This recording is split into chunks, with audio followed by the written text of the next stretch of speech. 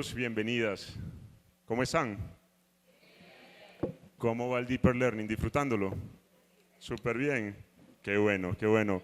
Me alegra mucho saludarlas. Nos alegra mucho tenerlas en este espacio. Yo me siento honrado de ser parte de esta conversación con un panel de lujo, ¿cierto? Pero cuando le mandé a algunos amigos, colegas en el panel que iba a estar y le mandé a los panelistas, me decían como, wow, estás con los sensei de los diferentes temas que van a abordar.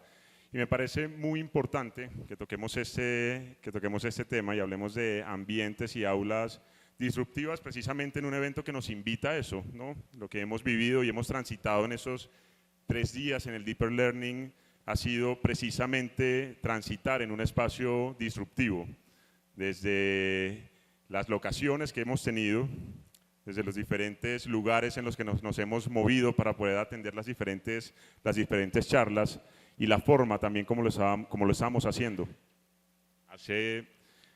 Anoche precisamente hablaba con varios docentes, rectores, rectoras y nos decían que lo valioso que han encontrado esos espacios es precisamente llegar a la acción, ¿no? Compartir con otros, con otras y poder de una u otra forma materializar todo ese conocimiento, y es precisamente lo que queremos tocar y aterrizar también en este panel, que sea un panel en el que podamos aprender de la gestión, de la experiencia de cada uno de nuestros panelistas, pero también que logremos aterrizarlo al cómo, que logremos llevarnos un poco qué paso voy a dar una vez salga de acá conociendo esas experiencias.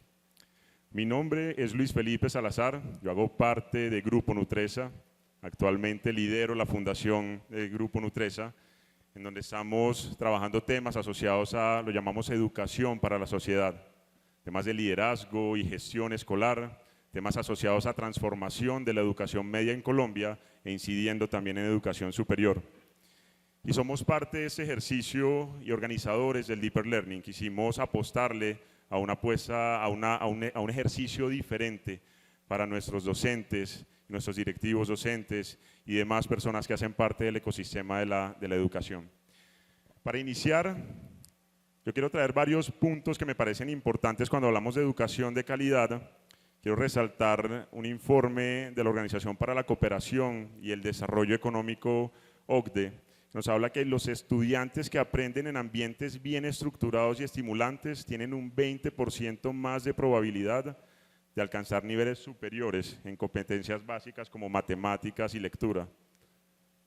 Hay otro estudio que quiero traer también acá en esta breve introducción y es de la Universidad de Stanford, que nos dice precisamente, Vicky, que nos acompañas, y la Universidad de Stanford, este estudio 2019 habla sobre los métodos de enseñanza innovadoras, que los estudiantes, que los alumnos expuestos a esos métodos de enseñanzas innovadoras en aulas diseñadas para la flexibilidad y la interacción activa mostraron un aumento del 15% en su capacidad para resolver problemas complejos. Y por último, según un reporte de la UNESCO del 2020, los docentes que adoptan enfoques pedagógicos disruptivos no solo mejoran el rendimiento académico de sus estudiantes, sino que también incrementan su motivación y su compromiso con el aprendizaje. Los estudiantes se convierten en protagonistas activos del aprendizaje. Y eso es muy importante y es lo que vamos a conversar. Yo quiero presentar a este panel de lujo, como lo llamé ahora, que nos está acompañando el día de hoy. Nos está acompañando Jimena Payet Castro, coordinadora pedagógica de secundaria del Colegio Aleph, licenciada en Educación Inicial con experiencia en Filosofía Reggio Emilia, certificada en Filantropía Global por la Universidad de Nueva York y por el Instituto Europeo de Diseño, en Diseño para la Innovación, maestra capacitadora y consultora dinámica del Centro de Formación Profesional en proyectos de investigación y propuestas educativas socioconstructivas. Bienvenida, Jimena. Álvaro Gómez, vicerrector académico de la Universidad Pontificia Bolivariana, sede Medellín, administrador de empresas, especialista en finanzas corporativas y mercado de capitales, doctor en ciencias pedagógicas, se ha desempeñado como decano de la Escuela de Ciencias Estratégicas, Facultades de Administración de Empresas, Negocios Internacionales y Economía, director administrativo, director de planeación de la Universidad Pontificia Bolivariana, con pasantías en la Universidad de Münster de Alemania y el TEC de Monterrey. Bienvenido, Álvaro. Vicky Colbert, fundadora y directora ejecutiva de la Fundación Escuela Nueva, laureada de la primera edición del Premio Yidan para el Desarrollo de la Educación en el 2017 y el Premio Wise para la Educación 2013. Vicky es socióloga de la Universidad Javeriana en Colombia y realizó sus estudios de posgrado en Sociología de la Educación en la Universidad de Stanford en Estados Unidos. En el 2015, la Universidad Americana de Nigeria le otorgó un doctorado honoris causa en Filosofía. Ha expandido el modelo de Escuela Nueva desde diferentes esferas organizativas como viceministra de Educación de Colombia, asesora de Educación de UNICEF para América Latina y el Caribe, y ahora desde la Fundación Escuela Nueva, una ONG que formó para asegurar la calidad, la sostenibilidad y la innovación en educación. Bienvenida, Vicky. Y Marta Martínez, coordinadora de la especialización y maestría de neurodesarrollo y aprendizaje de la Universidad CES. Ha realizado investigaciones en psicología educativa, psicología del desarrollo y ciencias del comportamiento.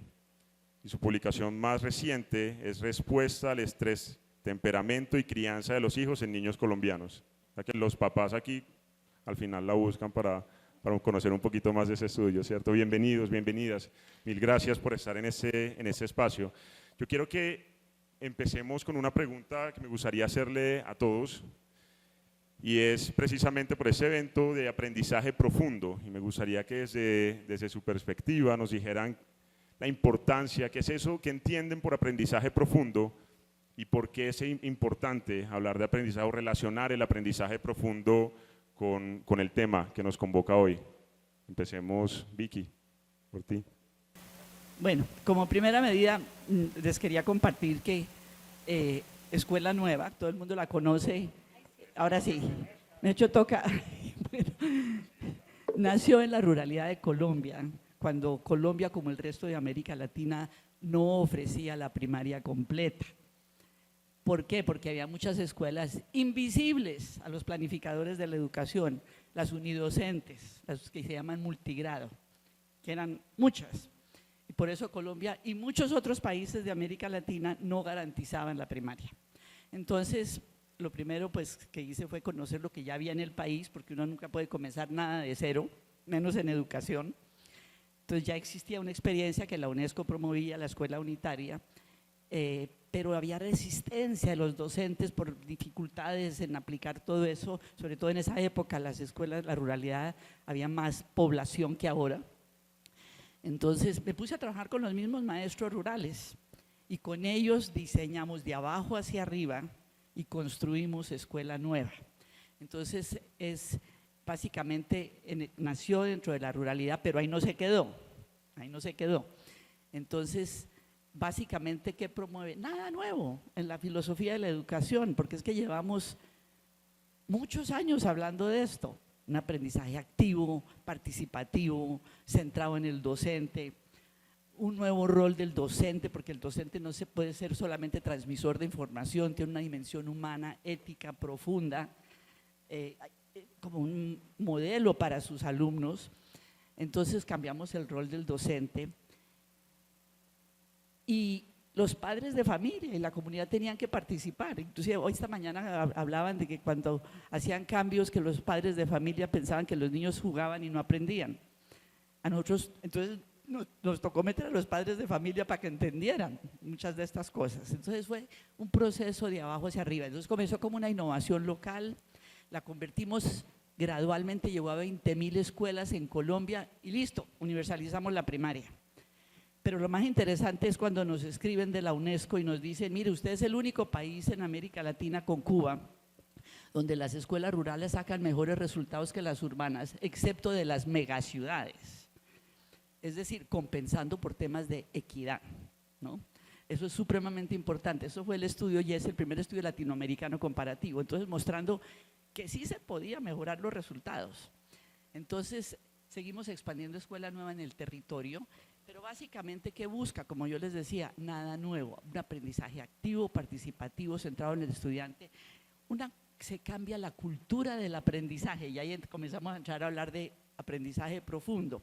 Se cambia la cultura del aprendizaje, el cambio de paradigma pedagógico, si queremos hablar en difícil, de transmisión de conocimiento a construcción social del conocimiento. Es un cambio de paradigma pedagógico que no es nuevo. Lo nuevo es ponerlo en la práctica de una manera fácilmente replicable. Entonces, es una pedagogía transformadora, eso es esencial. Pero una de las cosas más importantes es que promueve habilidades de pensamiento superior en los niños y colaboración.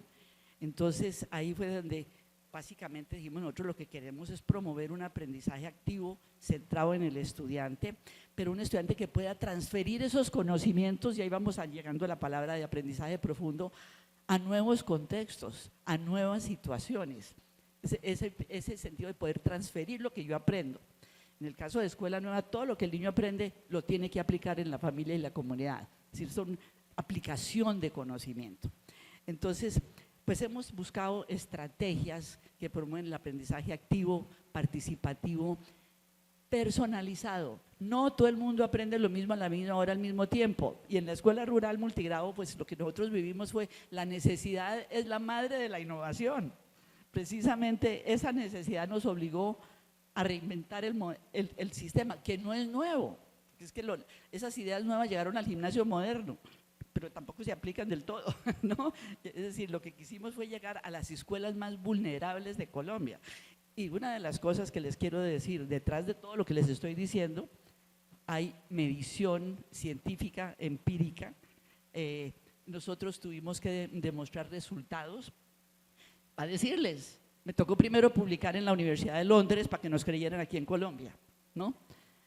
El impacto en la convivencia pacífica de los niños en Escuela Nueva, el tema de que se está hablando tanto de paz y convivencia. Entonces ya no era solamente lenguaje y matemáticas, sino que entre otras en Boyacá, tierra de mi mamá, y los Santanderes, los resultados siguen siendo los más altos de todo Colombia, porque bien o mal se ha hecho un esfuerzo de poder hacer Escuela Nueva bien hecho, más o menos. Hay relacionas entonces, Vicky, aprendizaje profundo con Escuela Nueva con 3 temas que son fundamentales: transferencia y escalabilidad, que los conectaría, y evidencia, que finalmente también es relevante. Y las habilidades del siglo XXI, aprender a aprender, a liderar procesos, a tomar iniciativas, pero especialmente a trabajar en equipo, que es la esencia de Escuela Nueva, aprendizaje cooperativo. Todo el mundo habla de personalizado, pero nunca se menciona de cooperativo.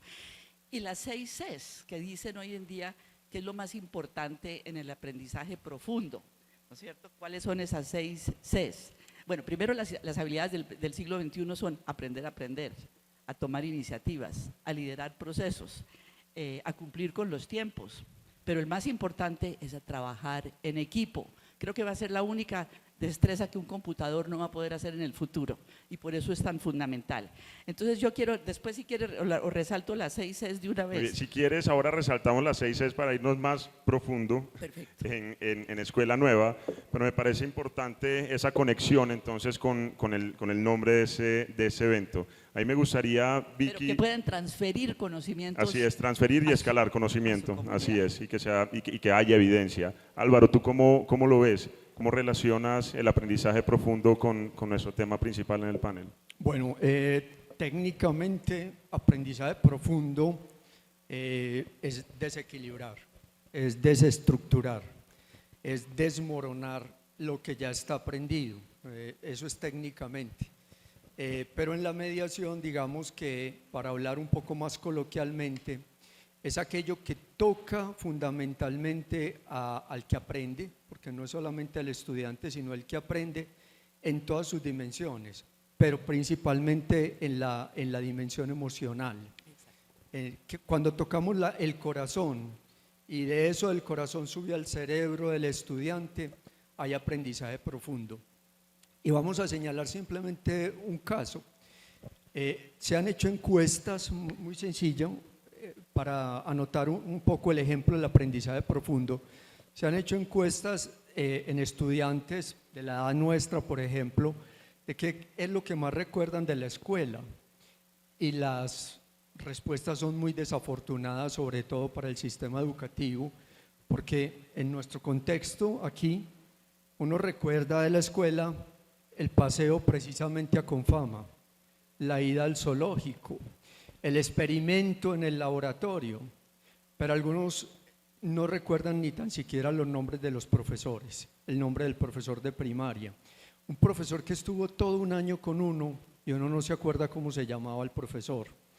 Entonces, eso es aprendizaje profundo, la experiencia en el zoológico, lo que toca todas las dimensiones del ser humano, pero que desestructura, desequilibra, porque vamos a ver ahorita que técnicamente el aprendizaje tiene que mover las estructuras, no solamente de pensamiento, sino todas las estructuras del ser humano. Así es, esas experiencias que tocan nuestras emociones y las guardamos a largo plazo. Ayer en una charla con el profesor Alexis, que está aquí presente, lo hablábamos. Jimena, ¿cómo lo ves tú? Bueno, yo quisiera entender el pensamiento profundo como el pensamiento complejo, que responde a la idea del ser humano que los maestros tenemos que tener. Hay un gran pensador que se llama Edgar Morin y él habla de no simplificar las experiencias en el aula, sino más bien de atender la complejidad del ser humano. Y esta imagen, que es uno de nuestros principios en la escuela en donde yo trabajo, esta imagen de estudiante competente necesita de un maestro que investigue sobre prácticas. Entonces, un pensamiento profundo es un pensamiento complejo en red que responde a un ser humano integrado. Y yo en los próximos minutos, cuando me vuelvan a hacer algunas preguntas, les voy a hablar mucho de las relaciones, porque creo que el pensamiento profundo es tejer relaciones entre personas, digamos relaciones del pensamiento y relaciones del contexto y del ambiente. Gracias, Jimena. Relación entonces con atender la complejidad del ser humano. Y me gusta mucho lo que vamos a hablar ahora contigo, porque hay algo particular y es nosotros como maestros, cómo estamos investigando para llevar las mejores prácticas al aula, que es sumamente importante. Marta. Bueno, gracias. Cuando hablamos de aprendizaje profundo, hablamos de aprendizaje significativo, de redes, de conexiones. Con los estudiantes de la maestría decimos, bueno, una metáfora para el aprendizaje profundo, ¿será una biblioteca? No. ¿Una telaraña? Sí, una telaraña, porque una telaraña habla de esas conexiones con el significado, con lo que es importante para cada persona y tiene una ventaja que el aprendizaje sea profundo. De ahí la importancia de este encuentro, porque finalmente hay muchas maneras, muchas metodologías para hacer las cosas bien. Pero la pregunta final que nos debemos hacer los maestros es, ¿logré un aprendizaje profundo o solamente fueron aprendizajes superficiales? La ventaja del aprendizaje profundo es que es duradero, no es flor de un día, pero sobre todo es aplicable, transferible, sirve para algo, sirve para seguir aprendiendo. Entonces, ese es nuestro gran desafío como profes, que ese aprendizaje sea como una telaraña de muchas conexiones que salen del significado. Aprendizajes duraderos, y eso es sumamente importante, conectado con lo que mencionaba también Álvaro. Yo voy a ir de una contigo, Jimena. A mí me parece importante entender cómo, y voy a traer también algo que he visto en otras charlas. En una de estas, hablando sobre el paradigma de la educación, uno de los panelistas mencionaba que es importante entender que la educación no es por bloques, como solamente soy estudiante cuando estoy en la institución educativa o cuando estoy en la universidad, sino que entender que la educación es toda la vida, desde que nazco hasta que muero, ¿cierto? Estoy en constante aprendizaje. Y el modelo que planteas en Perú y que ustedes implementan tiene algo que me llama mucho la atención y me parece muy bonito, y lo voy a decir de esta forma porque en la conversación lo entendí así, y es quitarle poder al maestro, ¿sí? Y es como el maestro también se relaciona, poner al estudiante en el centro, y en el aula se relaciona de manera directa, no es ese escenario de poder. Y eso es importante porque también debe trascender en la vida. Cuando uno llega al mundo empresarial, al mundo corporativo, no quiere tener jefes, no quiere tener líderes, quiere tener maestros o quiere tener mentores, y eso es importante entenderlo, verlo como mi par. Cuéntanos un poco de ese modelo y exploremos, vamos profundo en ese modelo, Jimena. Bien, ese modelo y ese maestro necesita también de un currículo relacional. Lo llamo así porque nuevamente es un currículo que tiene que tejer relaciones. Vuelvo a ese concepto otra vez y pensamos sobre pensamiento profundo, ¿no? Y lo que yo les voy a contar es un punto de inspiración de cómo lo hacemos nosotros en Aleph. Pero nuevamente es un punto de inspiración. Creo que en educación no pueden haber recetas, ¿no? Para tejer un currículo relacional tenemos que partir de la idea de una co-construcción entre maestros y estudiantes, ¿sí? Y ahí nos ayuda muchísimo el trabajo por proyectos, pensando en proyectos interdisciplinarios, conectados con el mundo y con los contextos de la vida real y con las problemáticas que les interesan a los estudiantes. Pero, y para mí, dentro de nuestro enfoque pedagógico, lo más interesante es que un currículo relacional parte no solamente de un maestro que está conectado con el estudiante y viceversa, sino de grandes conceptos, ¿sí? ¿Por qué? Porque los grandes conceptos, como por ejemplo el concepto de cultura, nos permite construir grandes comprensiones sobre cómo funciona el mundo. Y estas grandes comprensiones son aquellas que se transfieren. Entonces, este currículo relacional que proponemos no parte de pensar en las temáticas, sino que conecta temáticas culturales que consideramos importantes con conceptos. Por ejemplo, investigar sobre cómo se construye el pensamiento libre y si es posible hacerlo. Y para eso vamos a estudiar las grandes revoluciones del mundo, las grandes luchas que hemos tenido para conseguir libertad, las pasadas y las actuales. Y es un currículo que también relaciona el presente, parte de problemáticas que hoy nos mueven como humanidad y que son fundamentales de tomar, para viajar al pasado, entender los patrones y proyectar un futuro. A esto nosotros lo llamamos contextos. No son grupos de trabajo solamente, trabajamos por grupos colaborativos, sí, en grupos pequeños, pero se llaman contextos porque son nuevamente relacionales, porque tejen referentes del mundo del arte, del mundo de la sociología, de la física, y todo confluye en problemáticas. Y además, no programamos. Y este es un aspecto fundamental de nuestra propuesta, porque partimos de una didáctica proyectual. ¿Qué quiere decir esto? Que el maestro propone un marco de qué debe pasar en un proyecto, pero no lo programa, es una hipótesis. Y cuando entra el grupo de estudiantes con sus subjetividades, el maestro escucha, observa y toma nota de lo que hace y así va diseñando sesión a sesión a través de la documentación pedagógica. Entonces, es un currículo que se teje a partir de la conexión del maestro con los estudiantes y esto le quita poder a los maestros y eleva muchísimo el nivel de participación de los estudiantes. En una institución educativa de 1.700, 2.000 estudiantes, ¿funciona? Nosotros somos 800 y puedo decir que sí funciona. Es un trabajo demandante y demanda también de maestros investigadores inquietos y curiosos. Eso es importante. Importantísimo, porque son maestros que tienen que poder vivir con la incertidumbre. Y nos han formado para todo lo contrario, nos han formado para decir esto es lo que tengo que lograr e incluso para sentirnos tranquilos con una programación. Y demanda de mucha escucha y una observación que hemos perdido, ¿no? Una observación de detalles, de cómo se construye esta caja de herramientas que necesitan los estudiantes y de tener el coraje de decir que podemos depurar el currículo. Nuestro currículo en Perú es muy parecido al de ustedes, me parece, aquí en Colombia.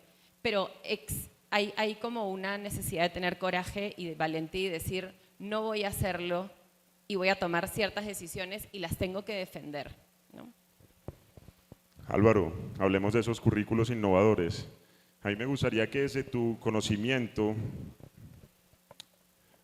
¿cómo implementar esos currículos innovadores para resolver retos educativos? Que me parece, y me gustaría que nos enfocáramos también allí sobre esos retos educativos frente a esos currículos que deben ser innovadores, disruptivos, ¿cómo hacerlo?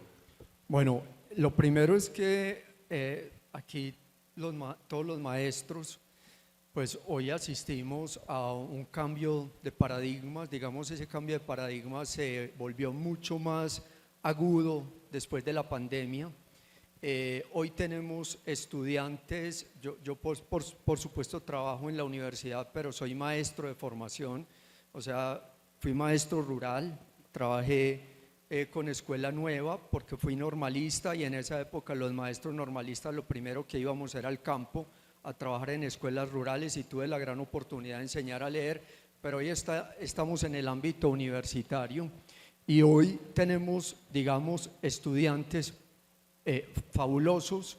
Yo siempre les digo a los profes en la universidad que a veces se quejan de las nuevas generaciones, yo les digo, mire, ya Platón y Sócrates se quejaban de sus discípulos, entonces siempre nos estamos quejando de las nuevas generaciones. Los chicos hoy son fabulosos, tienen un pensamiento crítico, estudian más los programas, entonces por ejemplo se están conectando permanentemente con los beneficios que esperan recibir de la universidad, de los programas, pero también con los atributos que tienen esos programas.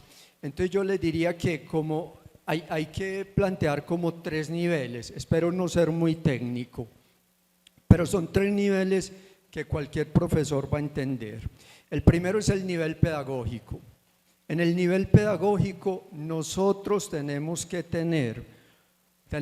conducir nuestras instituciones sí o sí a que se orienten en una centralidad en el aprendizaje. En general, los sistemas educativos están centrados en la enseñanza.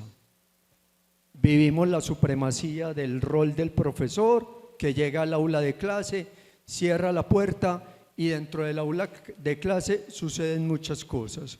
Sucede la esperanza o sucede la desesperanza. Entonces tenemos que hacer ejercicios formales para trabajar en la centralidad en el aprendizaje. Que el profesor se pregunte no solamente qué enseño, sino qué y cómo están aprendiendo nuestros estudiantes. Esto en el nivel pedagógico. En el nivel que sigue, que seguiría el otro piso, es el curricular. Y ahí vamos a hablar un poco de los currículos disruptivos y diferenciados. Y yo me voy a conectar con Jimena. Hoy los muchachos, por ejemplo, tenemos una grave situación, no hay que omitirla, pero hay que revisar el enciclopedismo, la clase magistral. La clase magistral no se tiene que eliminar, pero sí se tiene que revisar si todas las clases son magistrales y qué pasa cuando un profesor llega y habla. Yo hablo mucho de la tiranía del PowerPoint que nos ha hecho mucho daño. El profesor abre su presentación y los muchachos ven que son 120 diapositivas que el profesor va a recitar y ellos encuentran que la presentación está en un libro, está en Google, está en cualquier parte y la pueden omitir. Entonces lo segundo es en el tema curricular, un aprendizaje basado en proyectos, en retos, en desafíos.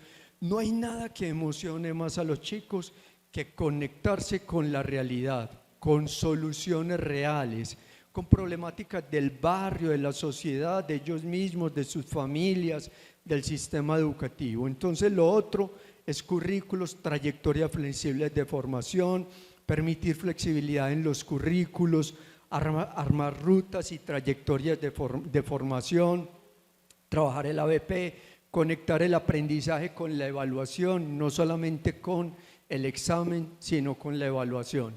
Entonces es de manera muy importante desestructurar los currículos, desestructurar las programaciones, porque además los profesores padecemos la tiranía de la programación. Profesor, tienes que terminar el plan de clase. Y en el último nivel está el didáctico, el de la mediación, el del encuentro del profesor con sus estudiantes. Y ahí yo voy a retomar unas recomendaciones porque desde hace algunos años, y Marta sabe mucho de eso, las neurociencias cognitivas nos han entregado unos elementos valiosísimos. Entonces nos han dicho, hay un autor que yo se lo recomiendo, que es Stanislas de Jaén, que él dice, ¿cómo vamos a saber enseñar los maestros si no sabemos cómo aprenden los estudiantes? Y Stanislas de Jaén nos sugiere que en la mediación, lo primero, lo más importante, es la conexión del profesor con sus estudiantes, conectarse.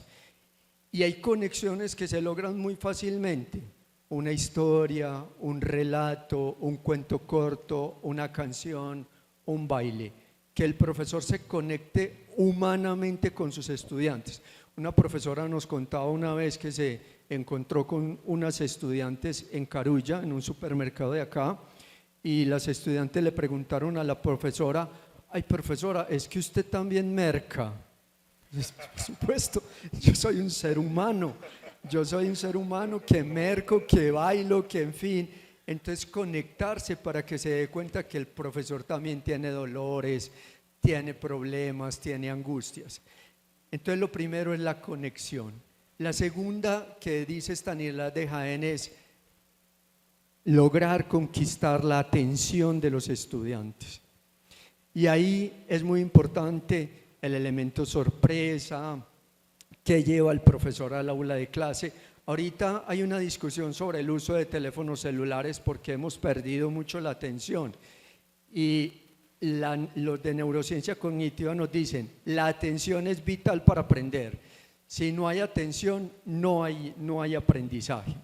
El otro elemento es poder garantizar el compromiso activo de los estudiantes, que los estudiantes se comprometan. Entonces uno tiene que llevar definitivamente a la mediación elementos absolutamente poderosos para alcanzar el compromiso activo de los estudiantes. El cuarto elemento que dice de Jaén es la retroalimentación. No el examen, no entregar un examen cuando dice 4,8 te fue muy bien o 1 te fue muy mal sin hacer retroalimentación. La retroalimentación es fundamental en el aprendizaje, incluso se habla de evaluar para aprender. Y el último elemento es la consolidación, y ahí les tengo una noticia.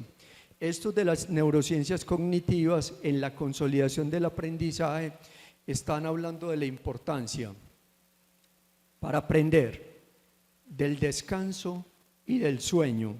Y a propósito de nuestras instituciones educativas, que los muchachos empiezan en Medellín, empezamos clase algunos a las 6 de la mañana, dice Stanislas de Jaén, es absolutamente nocivo porque en el sueño se consolida lo que aprendemos.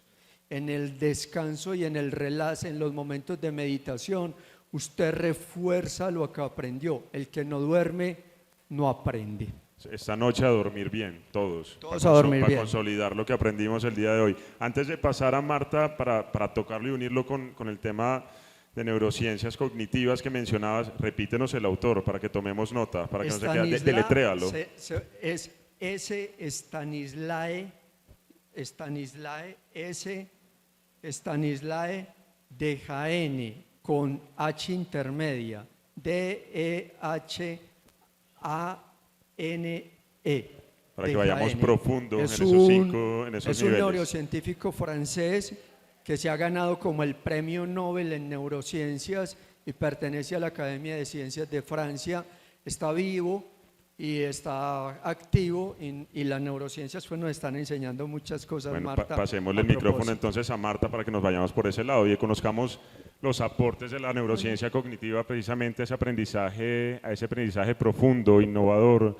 ¿Cómo incide en los estudiantes, Marta? Bueno, gracias. Además me diste muy buen adelanto. Sí, realmente cuando hablamos de neurociencias cognitivas sabemos que es uno de los elementos más, ni mucho menos es el más importante ni el que más debemos parar bolas, es un elemento más. ¿Qué nos dice la investigación en neurociencias cognitivas? Y acá, digamos, las neurociencias cognitivas nos traen buenas noticias y no tan buenas noticias. Les voy a contar las buenas y las no tan buenas. ¿Cuál quieren primero, las buenas o las malas? Bueno, las buenas. Las buenas es que tenemos un cerebro capaz de aprender, deseoso de aprender, pero con una posibilidad grandísima y una eficacia grandísima. 20 vatios necesita nuestro cerebro para funcionar, 1.000.000 de veces menos energía que ChatGPT. Cójame ese trompo en la uña. 1.000.000 de veces menos energía que ChatGPT. Pero entonces, digamos, con una gran cantidad de información afuera, una gran cantidad de conocimientos, de aprendizajes. ¿Quién de ustedes seguro como profe no va a una librería y quiere comprar todo? Quiere abrir todas las páginas, meterse a todos los cursos. Muchísima información por aprender y una gran capacidad de aprendizaje. Pero ¿se acuerdan que les dije que había una no tan buena? ¿Preparados? Tenemos un cuello de botella en el aprendizaje. Como cuando uno va a entrar a un estadio, a un episodio, a un evento de estos y hay una puerta, no puede entrar por cualquier lado. Ese cuello de botella se llama la memoria de trabajo. Como quien dice, hay mucho afuera, mucho por donde meter, pero el caminito por donde meterlo es el lugar donde se construye la telaraña, es el lugar donde se fabrican los engramas, es limitado.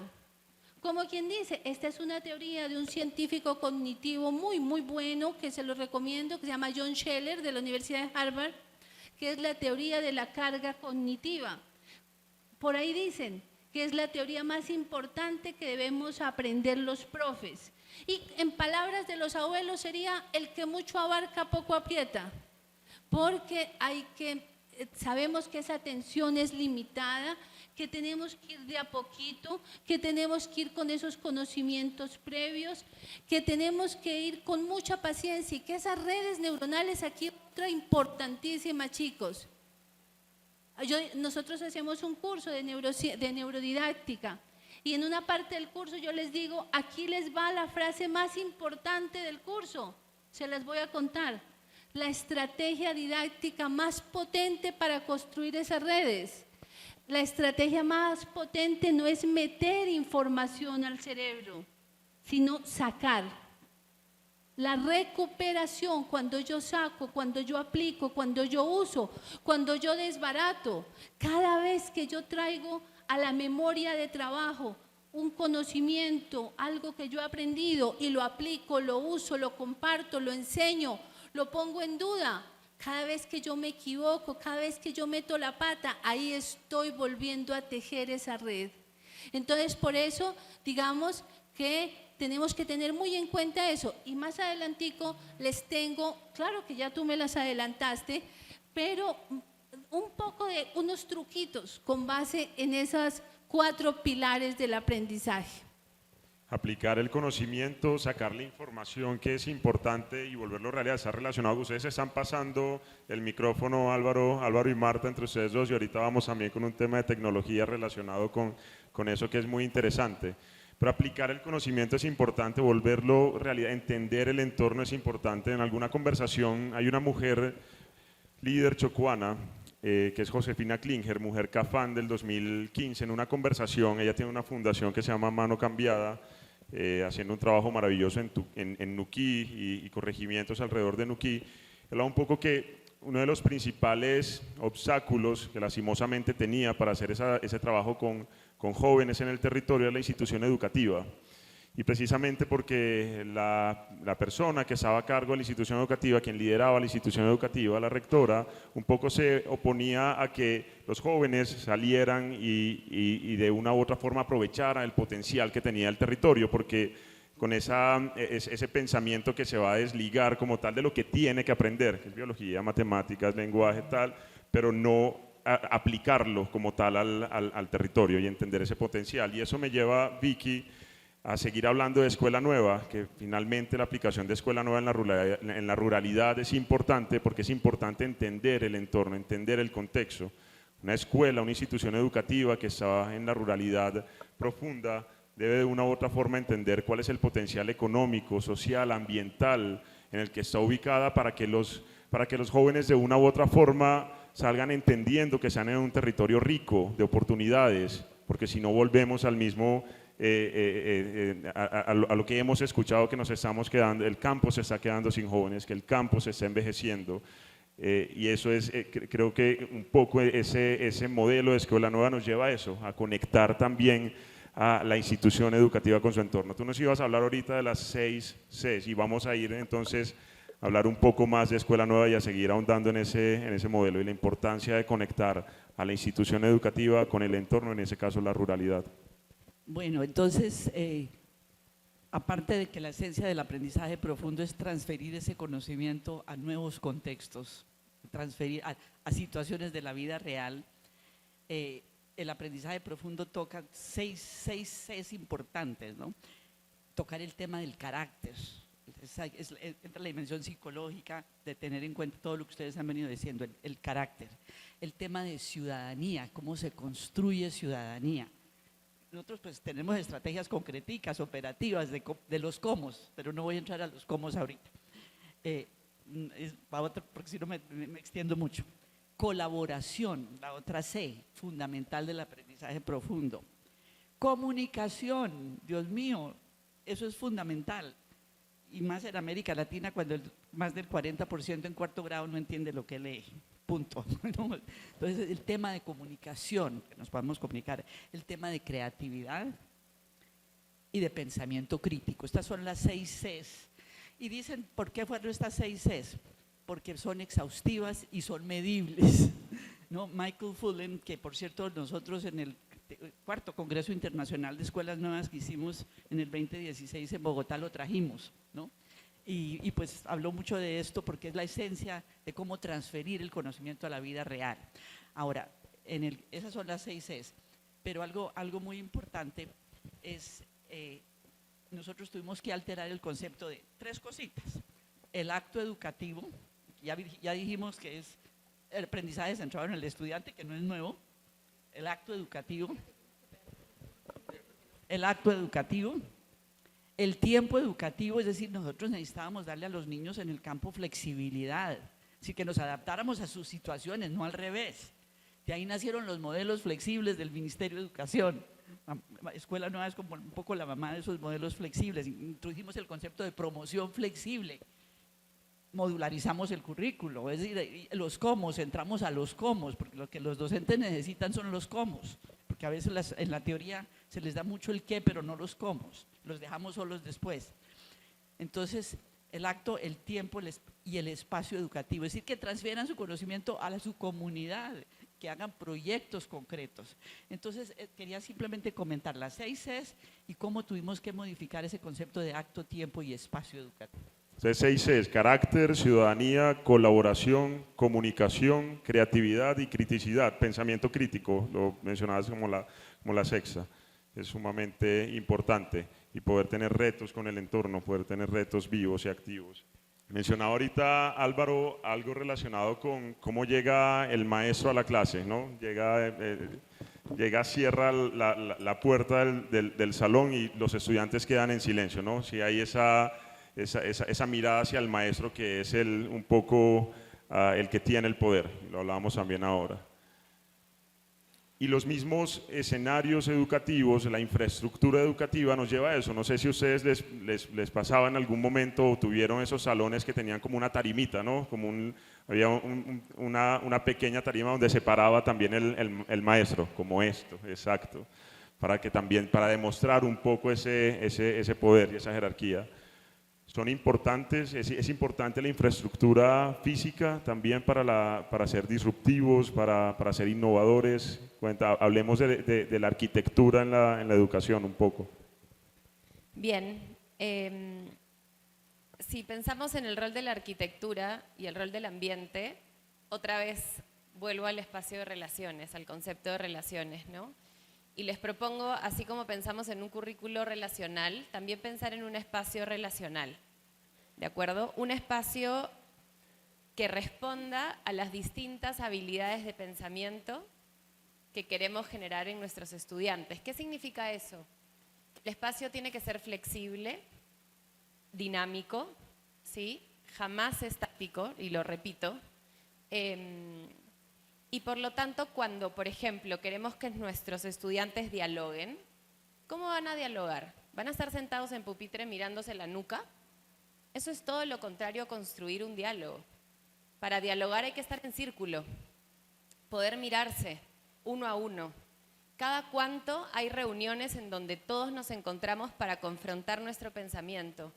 ¿Cuál es el espacio ideal para poder darse feedback? ¿Cuál es el espacio ideal para poder indagar? ¿Sí? Entonces, esta idea de un espacio relacional, digamos, se construye a partir de una estética del pensamiento, cómo el pensamiento se estructura, se conecta, qué esperamos del ambiente. Ese es un punto. El segundo tiene que ver con el ambiente como aquel que es un tercer maestro, esto lo dice Loris Malauzzi en Reggio Emilia, es un tercer maestro porque además devuelve, da visibilidad a los procesos constructivos de los estudiantes. Entonces, ese maestro que investiga con sus estudiantes investigadores tiene que poder hacer visible en el ambiente todo aquello que está pasando, no como producto, sino como proceso. Esas preguntas que se han quedado. Imagínense un taller de costura. El vestido que se está armando se queda y al día siguiente se continúa. El colegio tiene que ser un laboratorio. Y yo confrontaría incluso el concepto de aula. Creo que hay que pensar en la no aula y hay que pensar en un laboratorio. Y pensar incluso en que abrir el aula es un acto político. Hoy, y hablando de Latinoamérica, yo como peruana también lo vivo, abrir las aulas y conectarnos a la realidad de nuestro país es una urgencia. O sea, es algo que nos toca hacer como educadores. Entonces, seguir en esta aula que además pone el maestro al centro, es seguir reforzando, uno, un pensamiento colonizador, ¿sí? Dos, en la no conexión con las situaciones reales. Entonces, creo que hay que abrir el aula, nuevamente como un acto político.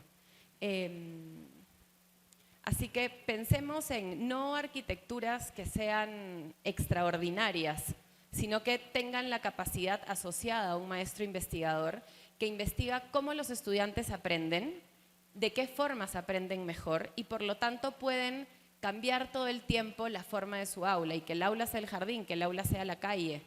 Poder cambiar también de escenarios es importante, pero abrir el aula desde lo físico, irnos a otros espacios o abrir el aula también tiene que ver con un poco abrirnos a la diversidad de pensamiento.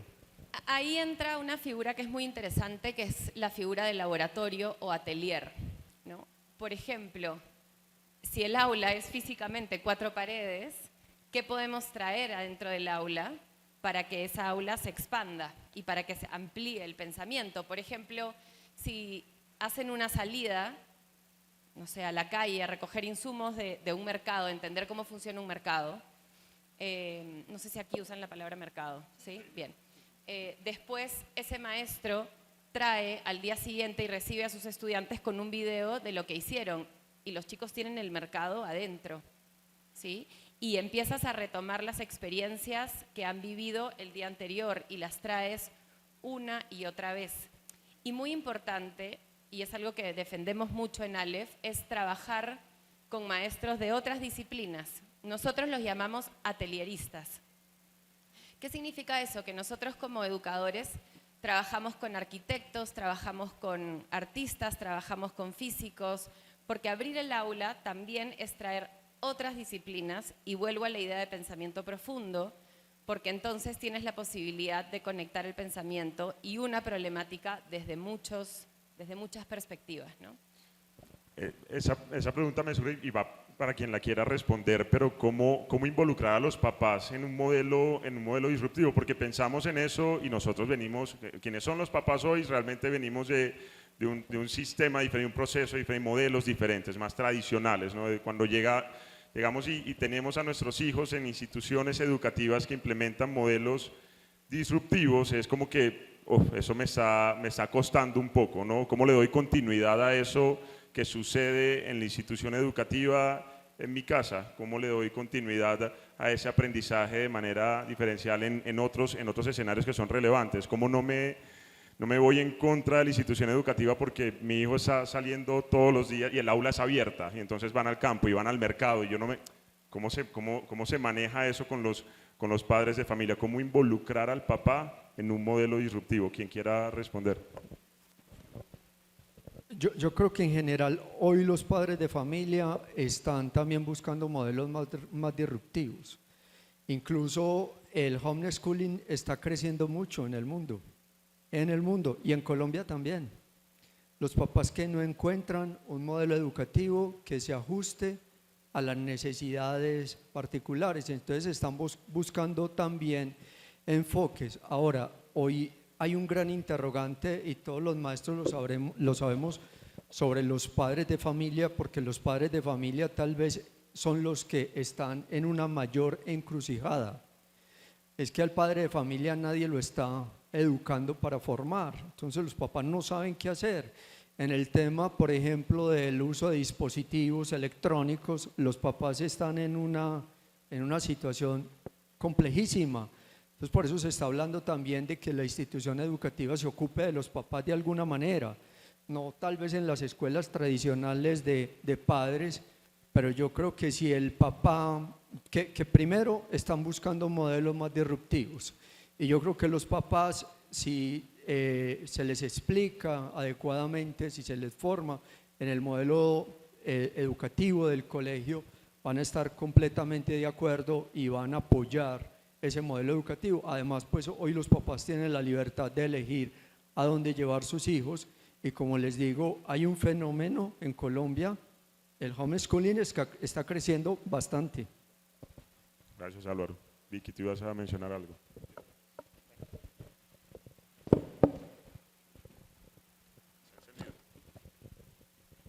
Pues en el caso nuestro, en la ruralidad, sabemos que es importantísimo involucrar a los padres en el proceso de aprendizaje, eso lo dice la teoría y la ciencia. Entonces, ¿cómo hacíamos nosotros en la ruralidad? Porque tantas reuniones de padres de familia, ¿no? Cada rato y en el campo, pues ese día que van a las reuniones, ese día no trabajan y no comen. Entonces había que pensar inteligentemente cómo podíamos incorporar a los padres en el proceso sin tantas reuniones. Entonces nosotros, Escuela Nueva modularizó el currículo y tiene guías de aprendizaje. Entonces todo lo que el niño aprende tiene que aplicarlo con su familia y comunidad, ¿no? Todo. Entonces siempre la actividad de aplicaciones con los padres. Un ejemplo, estamos estudiando las vacunas.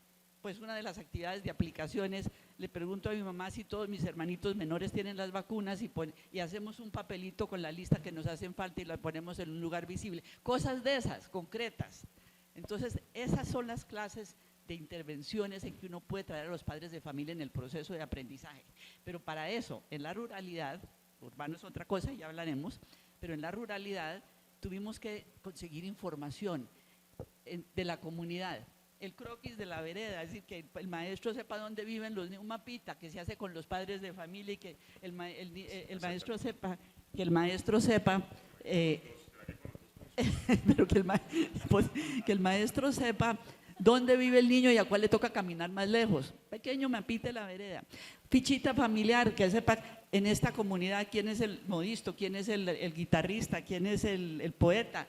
Información mínima de la comunidad, porque todo eso le sirve al docente para involucrar y fortalecer. Entonces, en Escuela Nueva hay cosas muy concretas, instrumentos concretos que facilitan esa relación padres y alumnos, ¿no es cierto? Y para buscar la manera en que ellos entiendan los cambios, porque también a nosotros nos pasó al principio, ¿cómo así que solo jugando y que si así no aprendíamos nosotros? Entonces tuvimos que involucrarlos por necesidad. Entonces yo creo que es muy interesante, eso nos ayudó a abordar una mirada más sistémica de cómo hacer la intervención, pero sobre todo los cómo. Nosotros nos concentramos en apoyar a los docentes con los cómo. Qué bonito eso. Dale, Jimena. Sí. Yo pensaba en el rol de la documentación pedagógica como maestros, porque vuelvo a la idea del maestro investigador. Sí, imagínense que en las mañanas tienen 5 minutos para recibir a la familia ¿no? y al estudiante, y la maestra tiene puesto en la puerta una imagen de los estudiantes, ¿no?, trabajando, y al lado un párrafo muy chiquito que les va a tomar 2 minutos a la familia, pero que tú ahí explicas qué están haciendo, cómo lo están haciendo y por qué es importante. Llega y es como un touch point, ¿no? Y tú le dices, mira, yo recibo a Marcelo, pero tómate 1 minuto para leer esto porque esto es importantísimo. O sea, creo que nuestra propia práctica tiene que ser evidenciada todo el tiempo, todos los días, y que los padres y las madres de familia sientan que tienen que saber sobre ese proceso. No es solamente nosotros, sino que ellos tienen que saber. No solamente esperar como a las presentaciones, ¿no? Nosotros tenemos como la presentación de proyectos, digamos, ¿no? Sino que tiene que ser algo cotidiano y decir, ¿y tú qué piensas sobre esto? En Reggio, en Italia, incluso tienen reuniones con las familias para diseñar los proyectos. Entonces traen a las familias del salón, las sientan y le dicen, bueno, nosotros vamos a hacer este proyecto. ¿En qué pueden colaborar ustedes? ¿Qué quieren hacer? ¿Qué preguntas? ¿Tú qué vas a hacer? ¿Tú qué vas a hacer? Ok. Entonces es un liderazgo muy empoderado de parte de los maestros, y no tanto como excusándonos y explicando lo que hacemos, sino involucrándolos. Involucrándolo, involúcrame y no tendrás que convencerme al final, que luego cuando se presenten esas salidas, que finalmente soy tan involucrado en el proceso que soy parte activa de, y es importante y muy bonito lo que tú nos mencionas, Vicky, también de la forma como Escuela Nueva ha involucrado a los padres.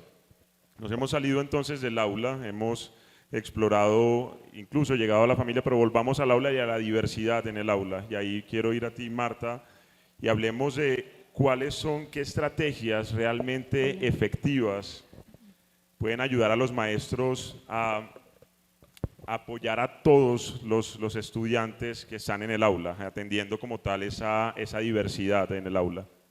Bueno, voy a retomar lo que adelantó Álvaro de las estrategias basadas en el algoritmo, en la forma como funciona el cerebro, pero antes les cuento una anécdota que siempre les pregunto a mis estudiantes cuando comienzan su posgrado: ¿ustedes por qué comienzan un posgrado? Van a gastar platica, tiempo, dinero, si todo está en internet.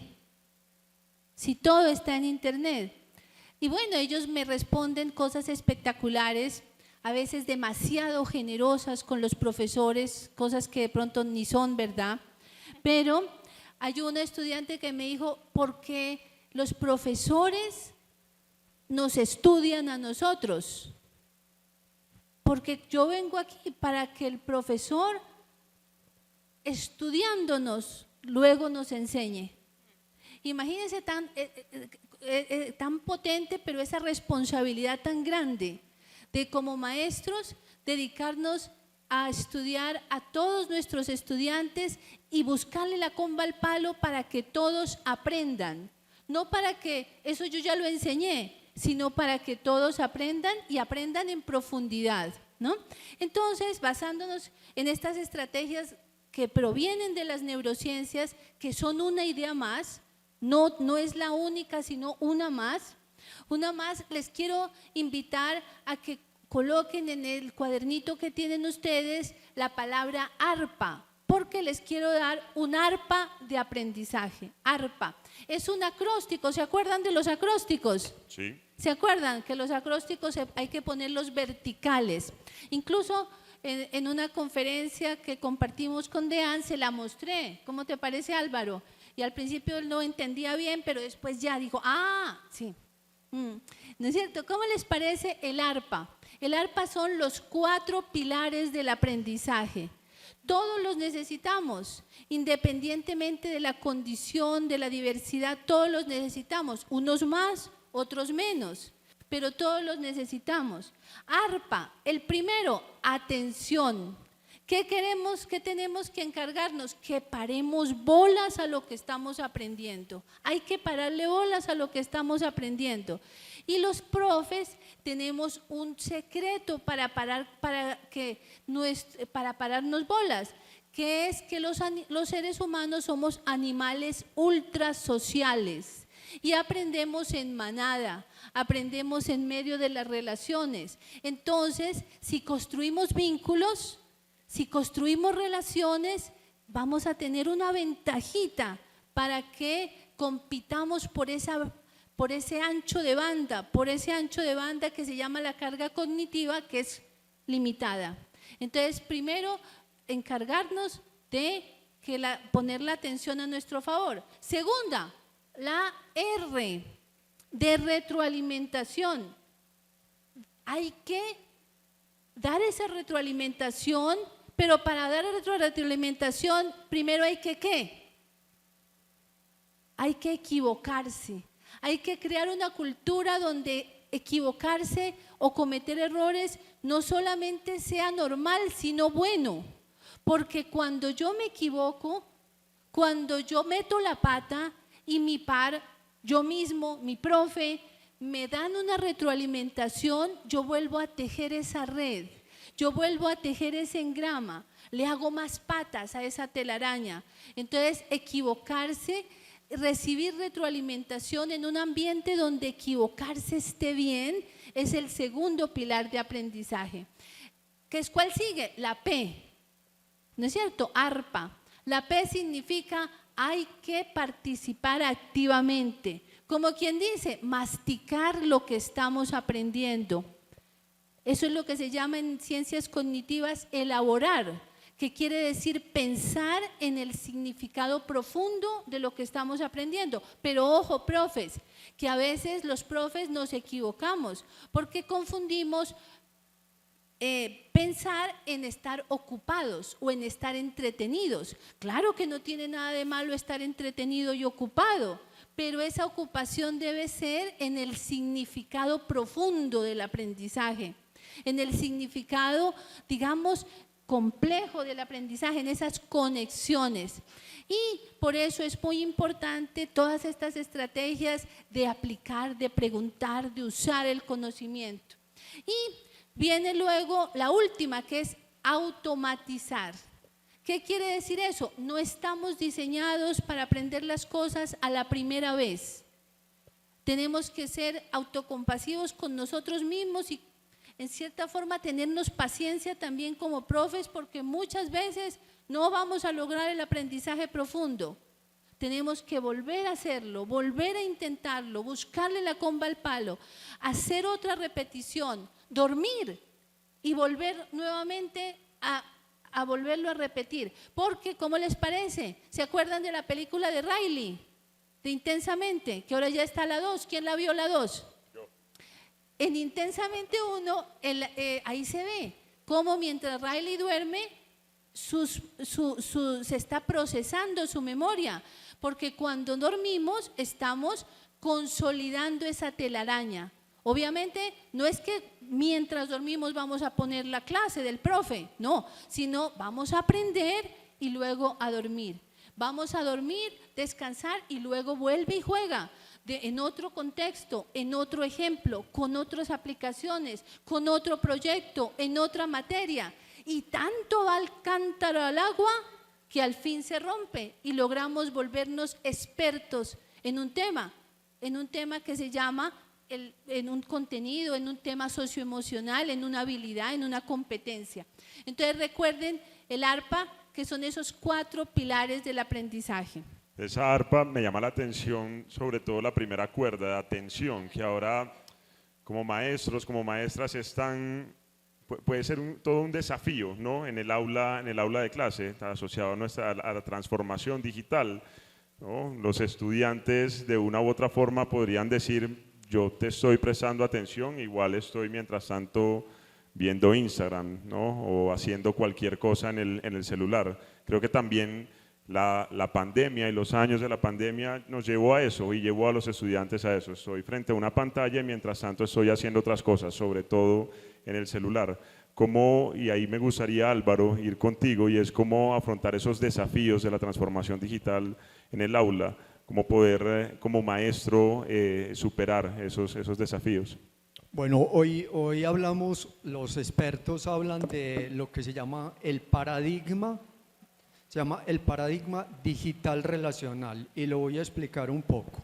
La tecnología llegó, no hay nada que hacer, hay, digamos, en las instituciones se está aludiendo a posiciones pesimistas, a posiciones optimistas desbordadas.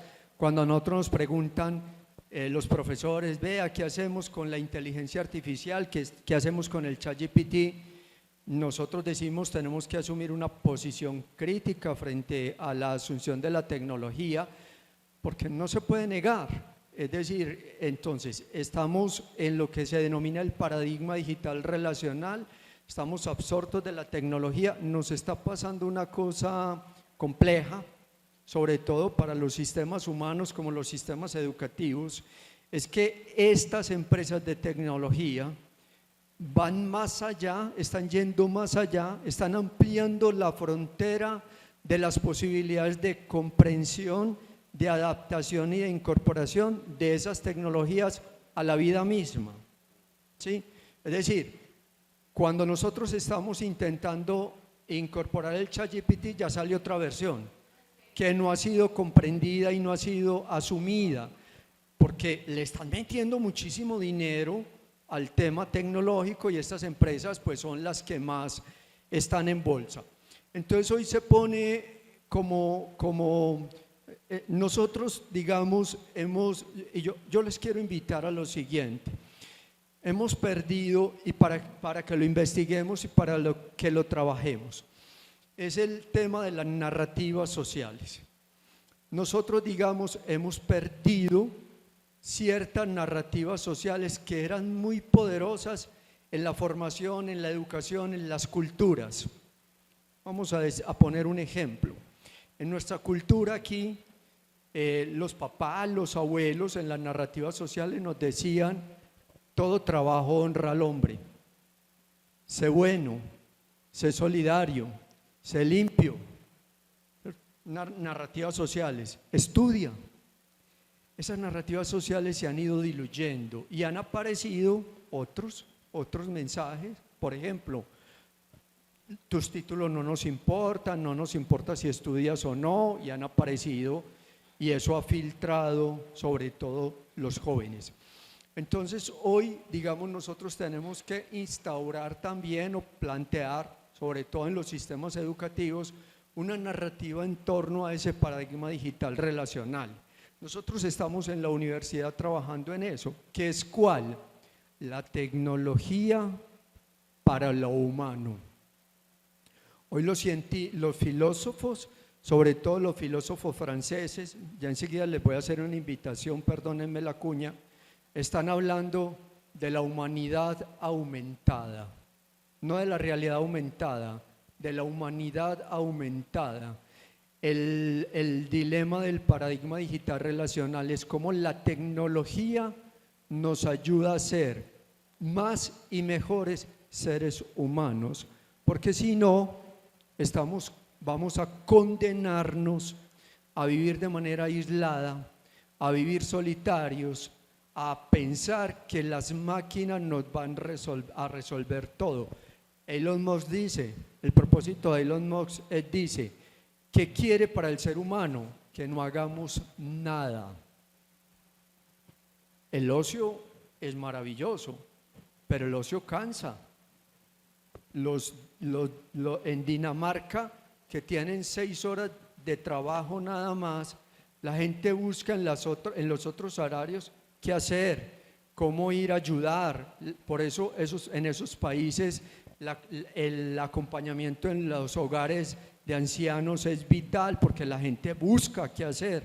Entonces el digital relacional es cómo la tecnología nos ayuda a ser más y mejores seres humanos, cómo la tecnología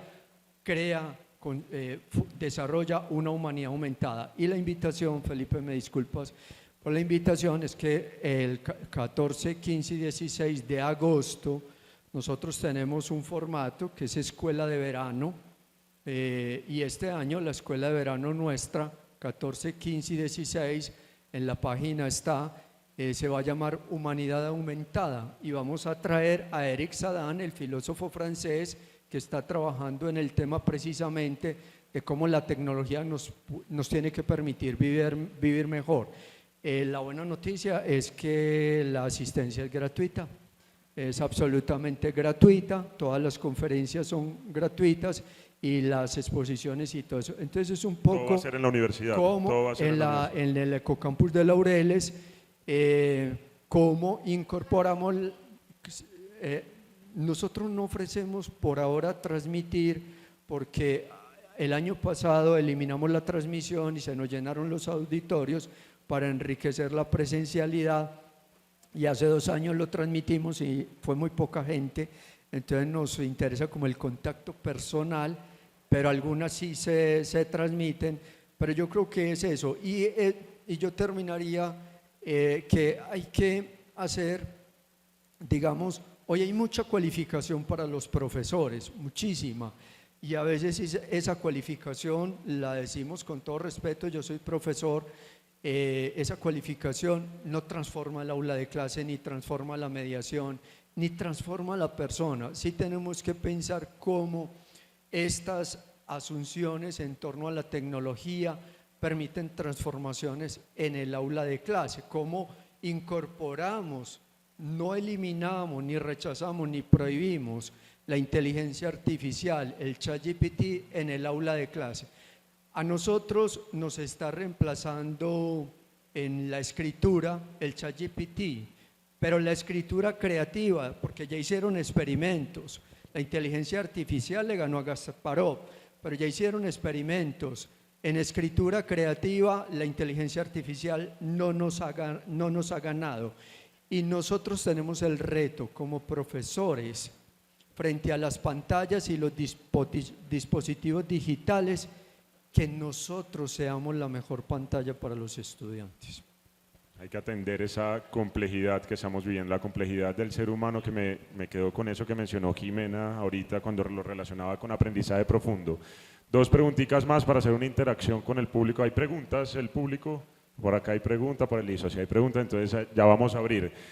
Vicky, tú nos hablaste de la importancia de escalar, de la escalabilidad y la transferencia. Tu modelo, el modelo Escuela Nueva, implementado especialmente en lo rural, ha pasado al urbano. ¿Cómo fue esa escalabilidad hacia lo urbano? También para los que están presentes, que están en instituciones educativas ubicadas en las ciudades y en contextos urbanos.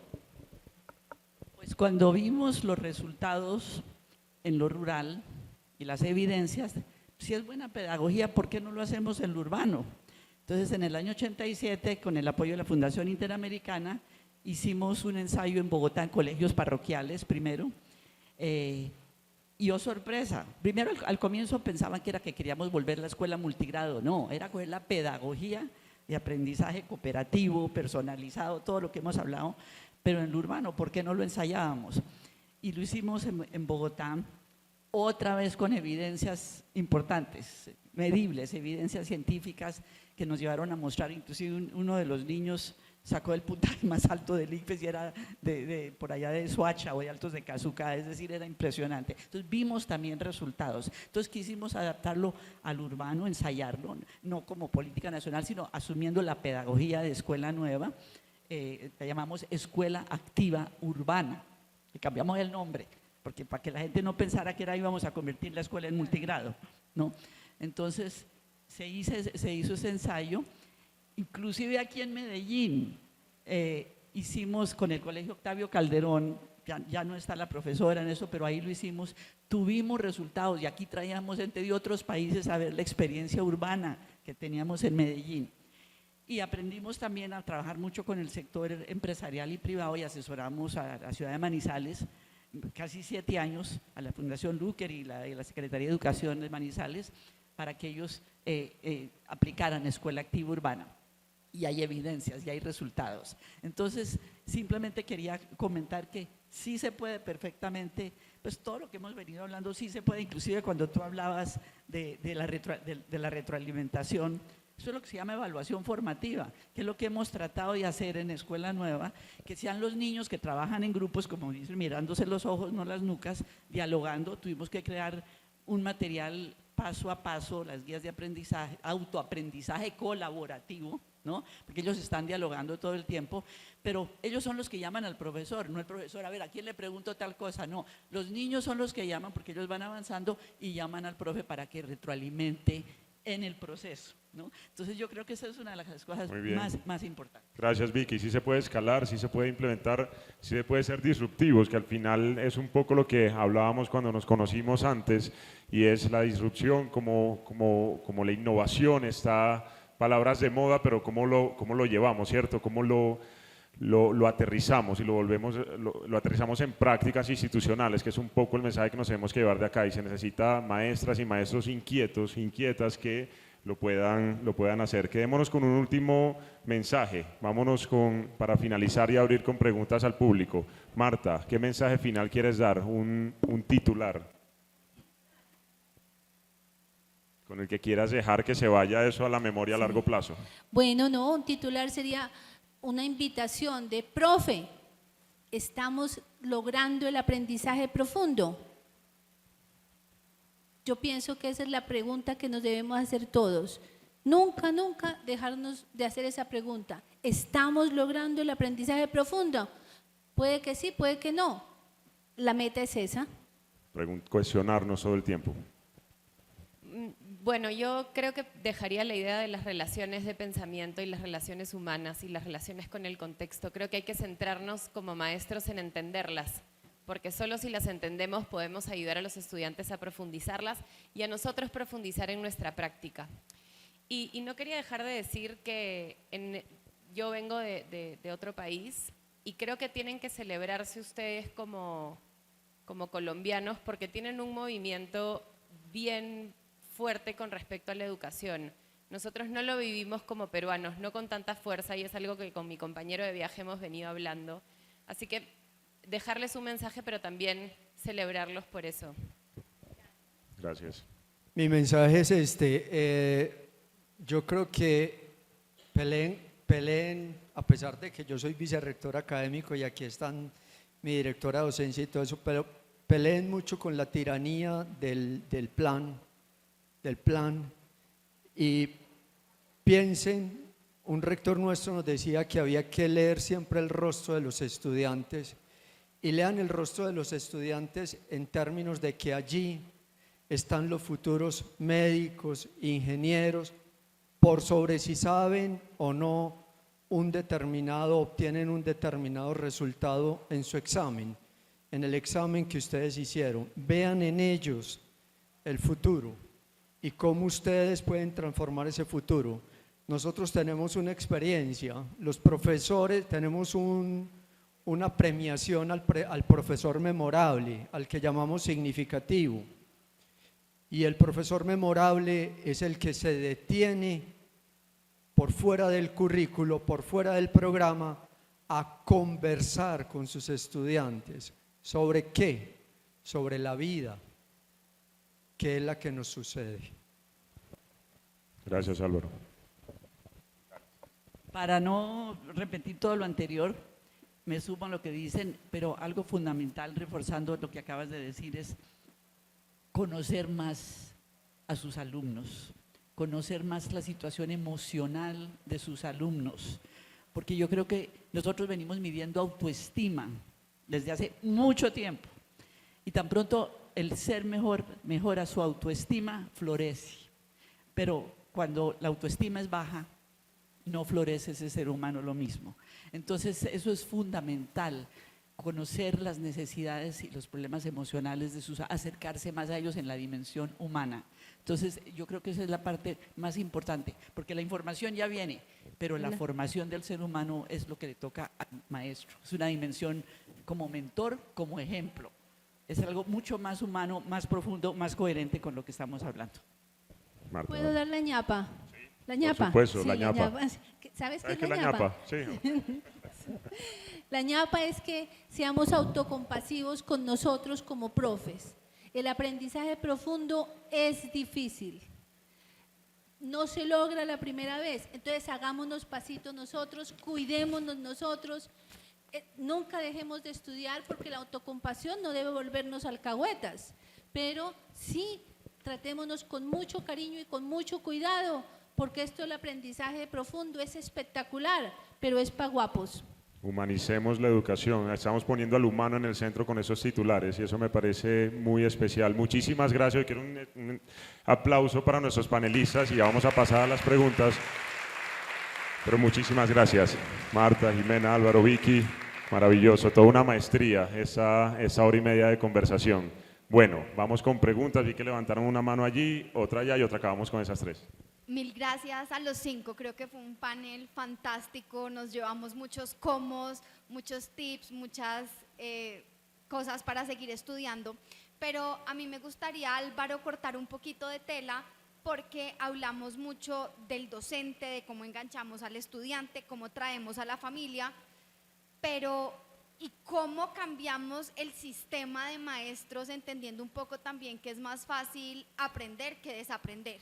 ¿No? Entonces estamos en un momento con la transformación digital, con este crecimiento exponencial donde hay un traslapo generacional importante y no lo digo solamente por mayores de 50, o sea, yo hoy soy profesora de estudiantes primíparos, primer semestre y yo no me siento joven y yo los veo muy distintos a mí, ¿no? Entonces yo digo con este traslapo, ¿cómo nos cuentan ustedes un poco entonces también cómo es la adaptación del sistema en las mismas instituciones?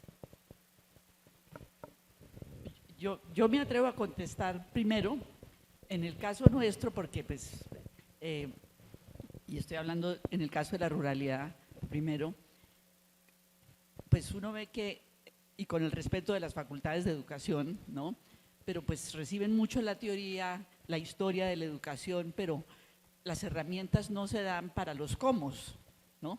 Entonces nosotros vimos tres cosas fundamentales. Uno, que tuviéramos escuelitas demostrativas por ahí, decir que la vean, porque es que primero la gente cambia con la imagen visual, porque entonces un docente dice, hay tanta teoría que me meten, pero yo veo, hombre, yo puedo hacer eso.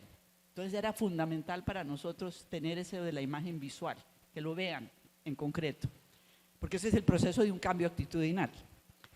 Segundo, capacitarlos con la misma metodología que vamos a querer utilizar con los alumnos, porque les piden a los docentes hacer el cambio, pero a través de conferencias magistrales en las universidades. Entonces nosotros diseñamos el manual de formación del docente con metodología semejante a la que va a utilizar con sus alumnos, porque lo viven. Y tercero, no dejarlos solos. Creamos el concepto del microcentro rural, porque un docente aprende más de otro docente que de un experto. Entonces nosotros los juntábamos, que además en la ruralidad era fundamental de vez en cuando acercarlos, y esa es la sorpresa más grande, porque los docentes se comparten entre ellos, aprenden unos que otros. Inclusive tengo una experiencia de hace menos de 20 días con la Universidad de Antioquia, que una maestra de escuela nueva que ahora está ahí como investigadora, un sábado a las 10 de la mañana y me pidió desde antes, más de 500 profesores de Antioquia, todos interesados porque todos necesitan saber cómo voy a manejar estas escuelas. Entonces, por lo menos que estuvieran informados. Fue maravillosa la experiencia. Tecnológicamente no hubo capacidad para responder a tantos que querían ingresar, inclusive vinieron de otros países virtualmente, pero eso quiere decir, al empoderar la base, al empoderar a los docentes, ellos son los que generan el cambio. Pero hay que tener en cuenta estas tres cositas, no dejarlos solos, y ahí nació el concepto de microcentro. Dos, que tengan imágenes visuales para compensar toda esa cantidad de teoría, ¿no? Y epistemologías y filosofías y todo eso. Y tercero, no dejarlos solos. Tú tocas un elemento fundamental y yo no voy a repetir una cosa, pues yo creo que el maestro, yo creo en el papel fundamental del maestro, del profesor, en la transformación del sistema, incluso en la transformación endógena. Nosotros tenemos problemas en el sistema mismo, tú lo has dicho, el sistema no es sistema. La universidad en la que yo trabajo, que tiene un colegio, ustedes la conocen, la UPB, tiene un colegio allí, entonces tenemos la posibilidad de tener el piloto con los maestros desde preescolar. La universidad le echa la culpa de las deficiencias al bachillerato, el bachillerato a la primaria al preescolar, el preescolar mira a la familia mira a Dios. Bueno, eso es para atrás todo el mundo, porque no hay un sistema, entonces primero hay que trabajar en la articulación del sistema. Y yo solamente le abonaría porque creo en eso firmemente, hay que transformar los mecanismos de cualificación de los profesores. Hay que transformar, aquí está el decano de nuestra Escuela de Educación y Pedagogía, las escuelas de educación y pedagogía y las normales. Yo creo que hoy los maestros, y yo lo digo porque fui maestro hace mucho tiempo, tenemos una relevancia social más importante de la que yo empecé, de la que cuando yo empecé, cuando nos pagaban muy mal, y éramos hoy el papel, hoy los profesores, y yo se los digo por un sencillo detalle. En el colegio de la UPB, cuando yo trabajé hace 26 años en el colegio, la única que llegaba en carro era la bibliotecóloga de la biblioteca. Ningún profesor tenía carro. Hoy los profesores, es decir, ha habido un mejoramiento en las condiciones, en el papel social del profesor, pero tenemos que seguir pensando en las transformaciones. Yo me alegro mucho cuando hablo con los profesores, por ejemplo, de las instituciones, que eso no tiene edad. Hay profesores de mucha edad muy buenos y hay profesores jóvenes no tan buenos. Hay profesores jóvenes muy buenos, eso no tiene edad, pero sí tiene, yo creo que sí tiene un elemento fundamental, y es que el sistema se cuela a mucha gente que no tiene pasión por lo que hace, sino que necesita estar, y ahí sí tenemos un problema. Bueno, muy buenas tardes, soy Claudia Villa del Colombo Americano de Medellín, y mi pregunta está relacionada a partir de la inquietud que planteabas, cómo generar ese apoyo desde casa. Pero entonces, cuando estamos hablando de ambientes disruptivos en la educación, ¿cómo se preparan esos papás? O me llevaba a mirar cuál es el propósito mismo de la educación, y en eso el vicerrector Álvaro en un momento mencionó pues formar mejores seres humanos, ¿cierto? Formar mejores humanos. En algún punto de la elaboración de la pregunta creo que se va a conectar el tema de lo ético y de la disciplina. Cuando hablamos de entornos escolares, de tejer esa red de relaciones, de que es un ambiente de aprendizaje, necesariamente aparecen allí temas como, bueno, ¿cómo entiendo el concepto de disrupción? Tú decías ahora, listo, disrupción con innovación. Pero disrupción también puede ser entendido como irreverencia, como rebeldía, pero entonces frente a eso, ¿cómo nos ponemos de acuerdo en cuál es el objeto, digamos, o ese propósito de la formación en entornos disruptivos? Y cómo termina siendo, porque sucede cuando trabajamos en distintos colegios y demás, que cuando tú quieres implementar unos modelos de aprendizaje más activos, muchas veces el entorno escolar no ayuda, desde el directivo docente, desde sus propios, donde la disciplina termina siendo una camisa de fuerza mayor que la arquitectura misma. No hay unos espacios, digamos, que nos provean o nos inviten a ese relacionamiento, pero también tejemos unos entornos escolares basados en unas formas de disciplina muy estricta. ¿Cómo empezar a deconstruir eso, a construirlo de una manera que potencie realmente ese aprendizaje profundo? Bueno, yo puedo empezar como a responder, porque es una pregunta bastante amplia y seguramente ustedes van a tener un montón de otros puntos de vista que aportar, pero yo pensaba cuando te escuchaba que algo que nos sirve mucho a nosotros es tener principios, y también responde un poco tu pregunta, la anterior, es tener principios muy claros. Si tú tienes 5 principios claros con respecto a tu propuesta pedagógica, tú te dedicas a ser coherente entre la relación entre, digamos, la teoría y la práctica, pero todo el tiempo alrededor de esos principios. Por ejemplo, para nosotros es el estudiante competente, el maestro investigador, el ambiente como tercer maestro, la inclusión y la diversidad. En realidad para nosotros son 7 ya. La escuela como taller, y me está faltando uno, el sentido de comunidad. Cada vez que tú te enfrentas a una discusión, o yo me enfrento a una confrontación de una familia, mi labor es llevarlos a ese principio. Entonces ya no te centras tanto como en las pequeñas situaciones, sino más bien a llevarle y decir, ya, pero un ratito, o sea, si tenemos una imagen de estudiante competente, de qué tipo de educación estamos hablando, porque acuérdate que uno de nuestros principios es que el aprendizaje se construye.